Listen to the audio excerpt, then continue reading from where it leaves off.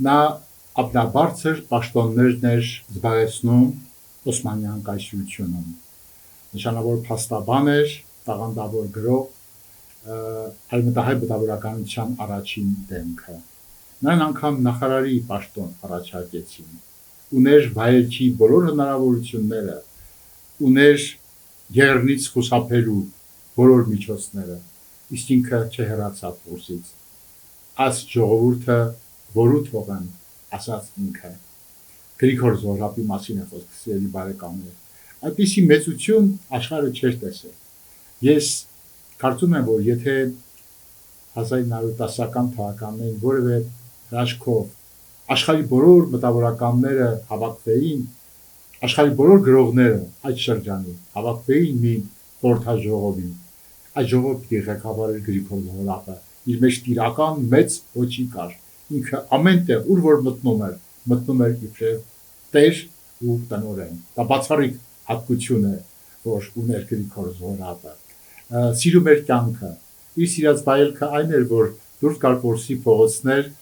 իր դստեր համար գլխարկ առնելը մի ամբողջ օր էր տևում։ Ասում էր կինը ժպիտ է, պետք չէ որ լացի փոխվի։ Զարմանալի հոգի էր Գրիգոր Զոհրաբը, բայց ամենից շատ իր մեջ կար սերը հայրենիաց հանդեպ։ Ահա ինչու նայելով Մարդակեր Գազանի Թալյաթի աչքերին ինքն էր որ ասաց կանխած գալով Եղեռնը, կանխած գալով որ դա կազմակերպում է հենց ինքը Թալյաթը, ասաց դուք պիտի պատասխան տաք։ Ով պիտի ինձ պատասխան պահանջի, հարցրեց Թալյաթը նայելով Զոհրաբի աչքերին։ Ես, ասաց Զոհրաբը, իբրև խորհրդարանի պատգամավոր, ես պիտի քեզնից պատասխան պահանջեմ։ Այդ օրը արդեն որոշված էր Գրիգոր Զոհրաբի մահվան դատավճիռը։ Եվ հունիսի 26-ը, որ մեր մեծ գրողի ծննդյան օրն է,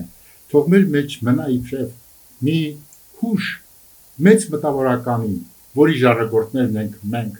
աշխատենք նմանվել իրեն։ Եվ հատկապես մի բան ուզում եմ շեշտել, որը կարող ենք ու պարտավոր ենք շարունակել։ Ասում են Գրիգոր Զոհրաբին արցունքով մոտեցողը հեռացել է նրանից ժպիտով։ Այդպիսի բարի, անսահման բարի մարդ, մեծություն ու հանճար ենք ունեցել մենք, հայրս Գրիգոր Զոհրաբ